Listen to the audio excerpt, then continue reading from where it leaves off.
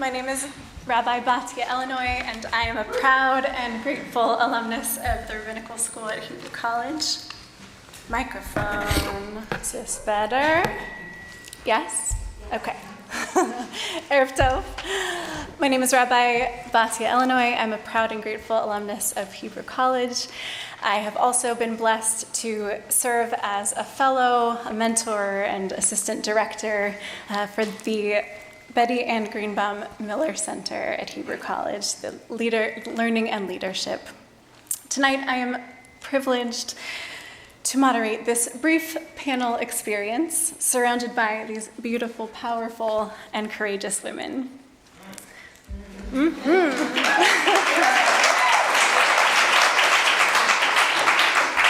The intent of our panel is to hear from these three people, each at a different stage of life, who have participated in Miller Center leadership training experiences, highlighting the importance, urgency, and beauty of this work. I'm delighted to first introduce our panelists. LaShyra Nolen is a writer and activist who is currently a fourth-year medical student at Harvard Medical School and also pursuing her master's in public policy from Harvard Kennedy School of Government. Lash is the first, hold your applause for this one, Lash is the first Black woman to be student council president at Harvard Medical School.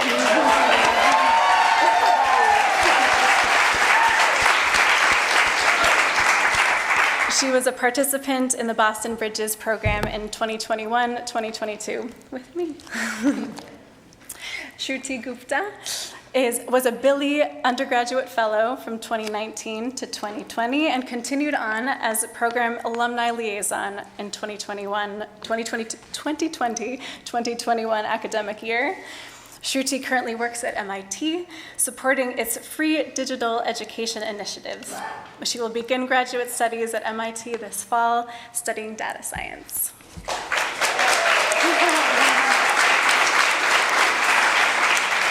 And Meital Baker is a senior at Gann Academy in Waltham, Massachusetts, and was a fellow in our most recent cohort of the Dignity Project.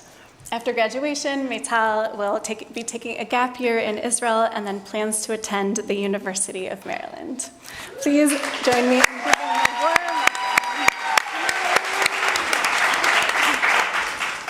Beginning with almost Dr. Lash, each of our esteemed panelists will share a value or virtue that they learned that was enhanced as a Miller Center Fellow. So Lash, please start. Yes, absolutely. Thank you so much. It's an absolute honor to get to share this space with you all. I walked in and there was music, there was dancing. I was like, this is my kind of place. So it's great to be here.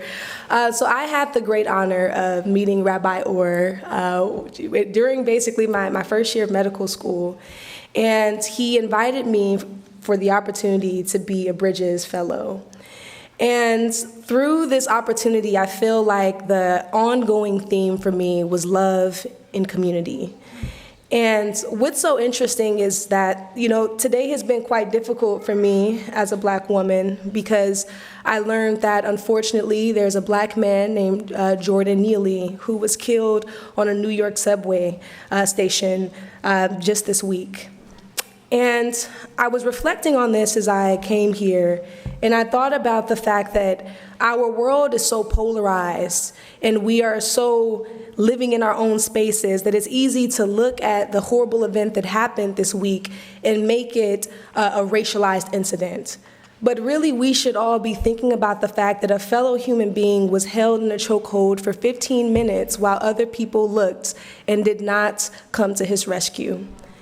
And I feel like that is what I learned in this program, and that people from different walks of life who would typically never meet, folks who were previously incarcerated, folks leading teen empowerment programs in Brookline, folks who practice indigenous healing and religion, were all in the same space, breaking bread and sharing meals, and it was absolutely beautiful. And that is exactly what I believe this world needs. because the way that our roads are even built is made so that it prioritizes convenience. So you don't see that person who's unable to put food on the table every day, or you don't even see someone who looks different than you because of how segregated our communities are. I go to Harvard Medical School, and I basically did most of my training in the Longwood medical area. But if you go right down the street, you will end up in Roxbury. But I can tell you that most of the students at Harvard Medical School, including myself initially, had never stepped foot in Roxbury. And the life expectancy in Roxbury is about 30 to 40 years different than the life expectancy in Back Bay. So when I thought about my experience in being a Bridges Fellow, and I looked around and I saw people that I would never interface with otherwise because of the way that we are divided and separated, I knew that that space was sacred and special. And I knew that the opportunity that Rabbi Orr gave me was one that would make me a stronger leader, a better human, and a more prepared physician to serve my patients of all backgrounds. So I am so thankful again for the opportunity, and I think that we need more spaces that the Miller Center is working to create for us here.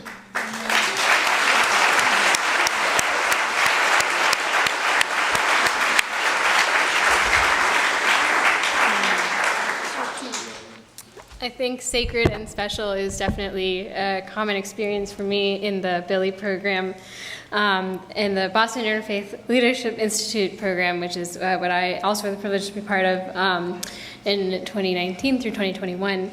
I think one of the core values that I carry from those years, very special time, was the dedication to creating a conscious community. As a student fellow in 2019, my peers and I were able to bond through several different activities. We were able to fly to Chicago for a national interreligious summit. We were able to meet once a month, share food, and have challenging conversations over a delicious dinner. And at the end of the year, we hosted a beautiful retreat in a rural bed and breakfast outside the city. And each of these experiences did really help me develop the skills to engage more effectively as a leader with people from different walks of life, as Lash mentioned as well. Our shared goal was to create intentionally a caring and supportive community dedicated to honest and respectful dialogue about coexisting. When the time came for me to step up and serve as the BILI Alumni Liaison the following year, I had the wonderful opportunity to facilitate these experiences for the next cohort of leaders in training. But, of course, what I could not anticipate was that we had just begun the COVID-19 pandemic. So we were not traveling, not sharing food, and not sharing spaces with 100 people became an important community guideline for us all to honor to keep each other safe. But where there is a will, there is a way. So together with Reverend Tom and Rabbi Orr, we created new community guidelines to ensure that everybody was safe. We adapted our programming to allow for meaningful discussion and learning from a distance and or masked. And I felt pushed to think anew about the meaning of community.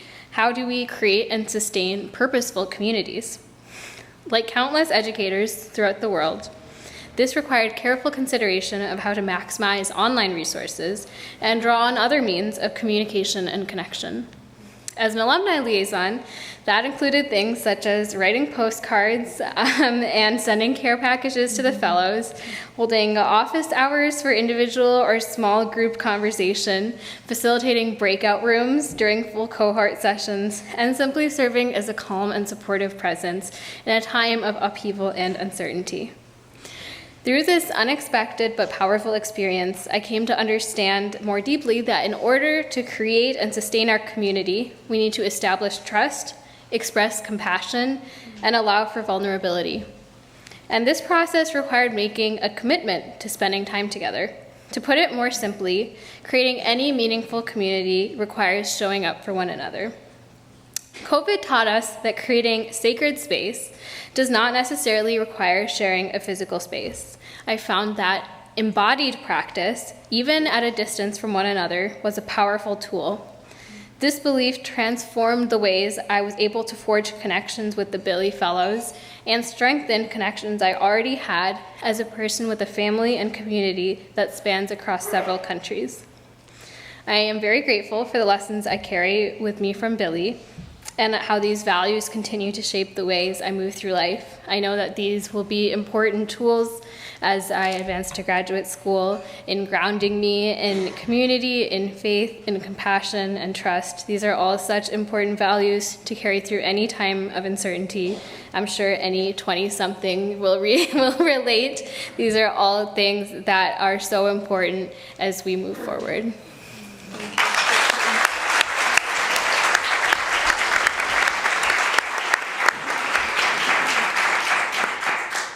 So I would say one specific value that I really got out of the Dignity Project is mindful or deep listening. So when I think about this value, I think about a specific exercise that we did on one Sunday at the Dignity Project.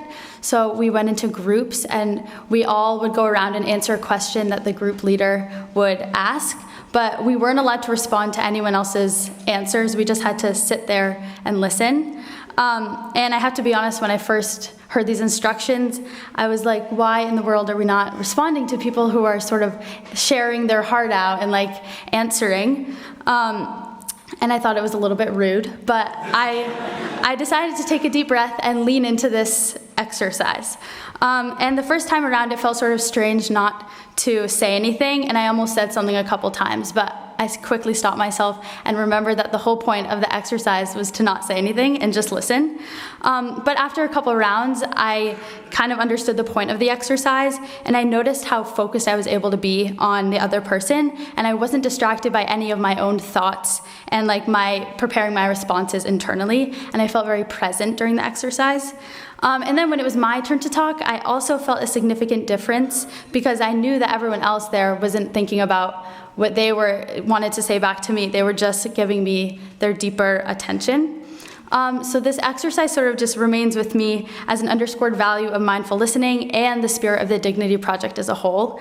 It sort of pushed me out of my comfort zone and helped me discover something which I didn't appreciate before this meeting and didn't really see a point in. And so I sort of learned that deep listening requires a shift in attention, and we have to sort of turn off our internal voices and focus on the person before us.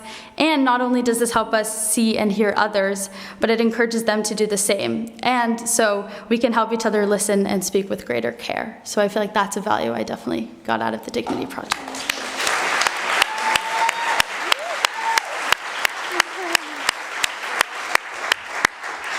Thank you all for sharing your wisdom. One final question for each of you to answer in a sentence or two. How do you anticipate utilizing your interreligious, cross-cultural skills in the next stage of your life journey as a physician, as a graduate student, as a gap year / undergraduate student? And Shruti, we'll start with you. So one thing is that, so I'm actually not going to MIT for data science. I haven't committed anywhere yet, so I can't tell you, but I know that the program I'm going to is going to be online. So that was actually a really important skill for me to learn, was how to forge these connections with people without sharing the same space as them. And I also feel that, as I said before, it is really grounding to be rooted in the practice of showing up for one another in any way that you can. And I really feel that's what I've learned that community is based off of. And I know I'll take that as I move into graduate school and my adult life. Thank you, Shruti. I think as I prepare to leave my Jewish high school and enter into diverse communities like the Dignity Project, it's especially important to practice this mindful or deep listening that I learned. And not only does it help us become better listeners and speakers, but it encourages others to join in creating these thoughtful spaces for genuine dialogue, which I think is really important in these types of spaces. And this is a skill I hope to continue to practice for many years to come. Yeah, so I grew up in the Baptist church. I'm originally from Compton, California, in Los Angeles. And I think that this experience has taught me the lesson that I keep learning over and over in medical school, which is doctors aren't just science people, but they're people's people. And I think what I'll use from the lessons that I've learned here is that my patients exist in a context outside of the clinic. So whether my patient is celebrating Passover, Ramadan, or Lent, I will be able to make sure that I see them wholly. And I am so, again, thankful that I'll now have that lens to provide them with the best level of care that I can.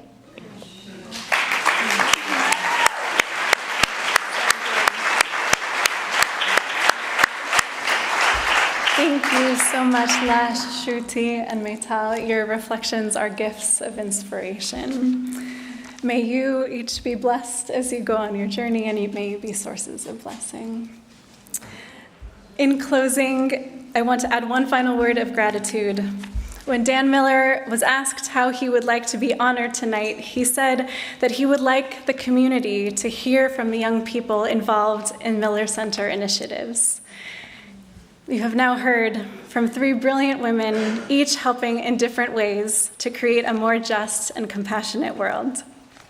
As yet another relatively young person who has also been shaped by the Miller Center, I want to thank you, Dan and Betty Ann of blessed memory, for your generosity and care, which helped to fuel this holy, life-enhancing, and much-needed work. To paraphrase Betty Ann, only together can we weave our individual threads into a tapestry of healing and renewal. Dan, I pray you feel and know this honor of which you so deserve, the honor shemagia alecha, that which is arriving to you.